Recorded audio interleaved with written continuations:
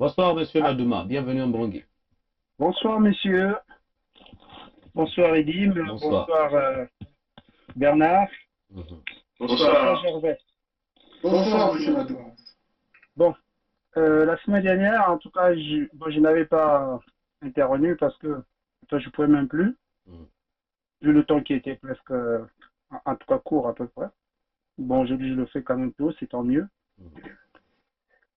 Je vais m'appesantir sur deux, trois points.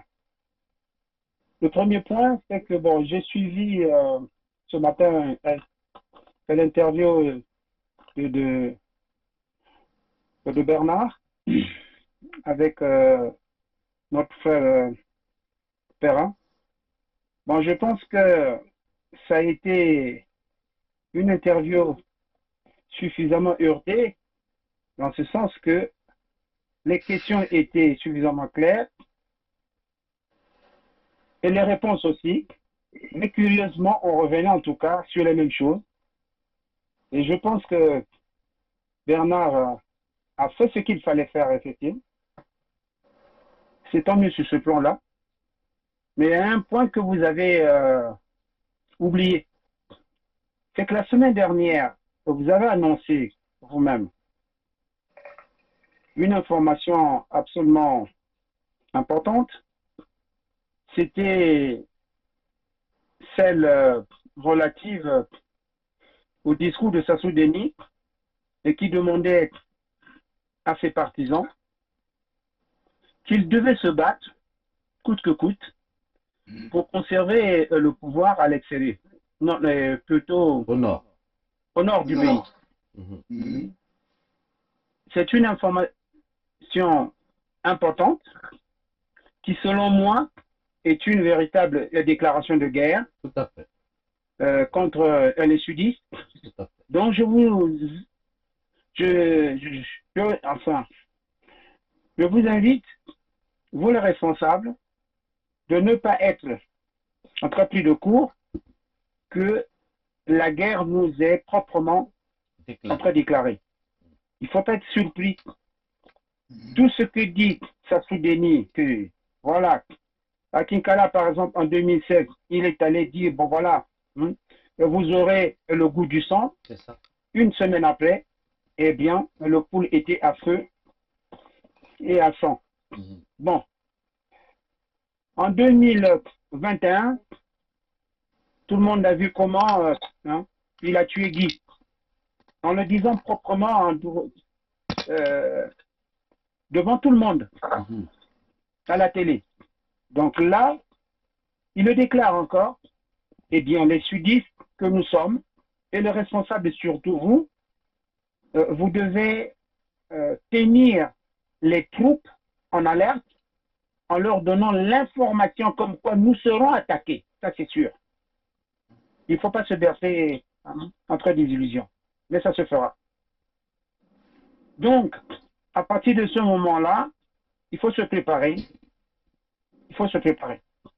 Ah, ça. Ça, c'est le premier point que je voulais donc sortir avec vous. Le deuxième point que j'allais sortir d'ici, c'est ce qu'a dit Bernard à peine en introduction. Pourquoi nous sommes ici? Ben, nous sommes ici parce qu'il y a des problèmes, effectivement. Et le Mbongi a pour but de penser toutes les plaies entre les sudistes.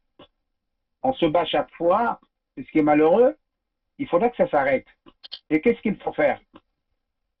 Donc, je fais une proposition sur ce plan-là, ça a été déjà fait, mais je systématise tout simplement en disant ceci, que lorsque le gouvernement fédéral sera mis en place, n'oubliez pas, un département important, c'est celui de l'organisation urbaine de notre pays. Parce qu'il faudra repenser l'armature urbaine de toutes les villes du Congo. C'est très important. Mhm.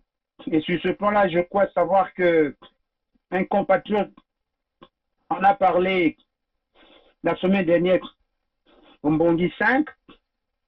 lorsqu'il disait que voilà, il faut bâtir des monuments, des statues, et ainsi de suite, hein, les routes, les places. C'est quelque chose de fondamental parce qu'il faudra repenser tout le tissu sociologique urbain et cela n'aura que tout simplement un sens suffisamment important, hein, pour nous unifier.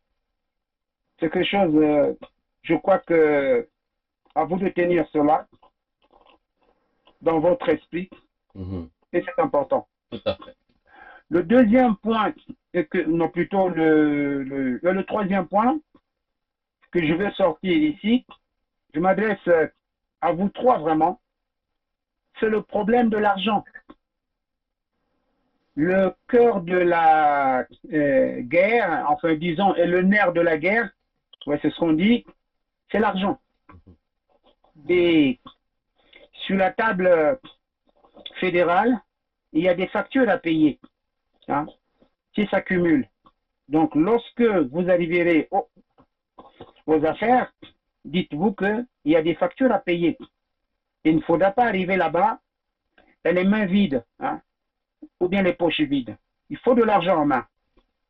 Et pour cet argent, moi je suis de ceux qui pensent toujours qu'il y a suffisamment d'argent au Congo et qu'il faudra récupérer coûte que coûte par tous les moyens.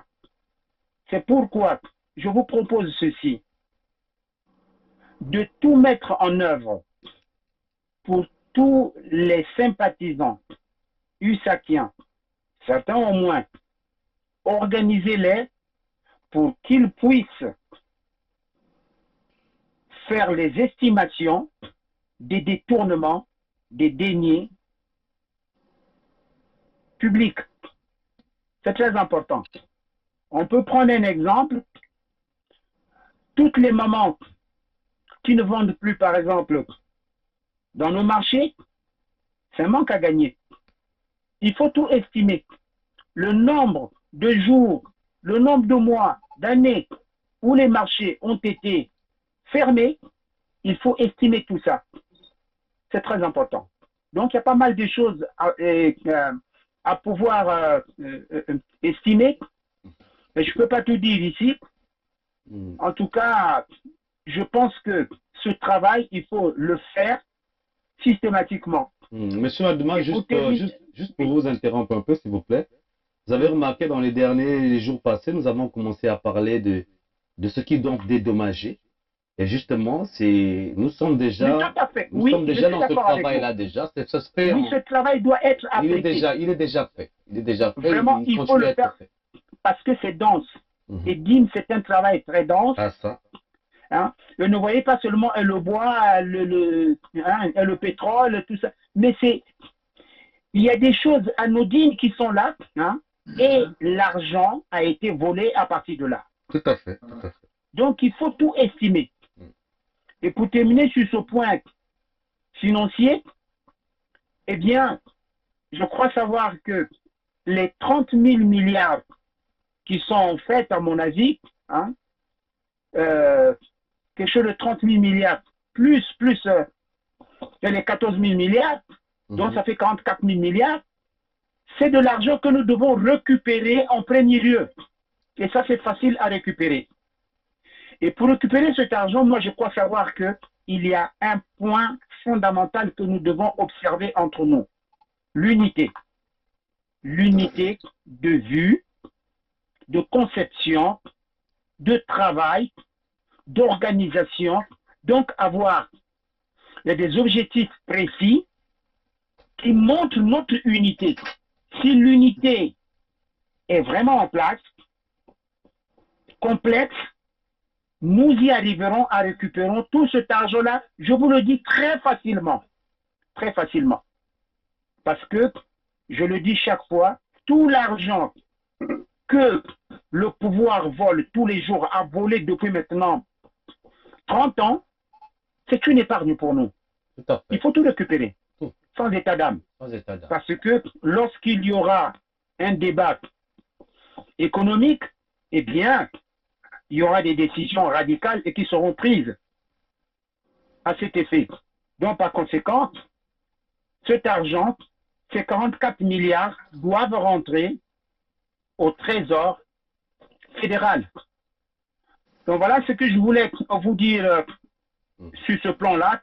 Et puis il y a un point aussi important, le dernier que je vais sortir ici, c'est ce qu'a dit Sa Majesté hier, le roi Jinga Ier, Chikaya Jinga Ier, excusez-moi, il a dit quelque chose de très important hier, c'est que après 4 ans de recherche, il s'est rendu compte que Sassou Deni est un Béninois.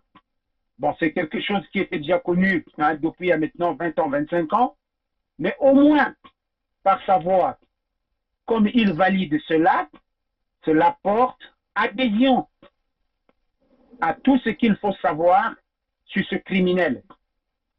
Donc, nous savons maintenant, officiellement, publiquement, que Sassou Deni n'est pas congolais. Il n'est pas congolais. C'est un Béninois à 100%. Criminel. Et ce qui est pire, il est né dans un petit village appelé Edo.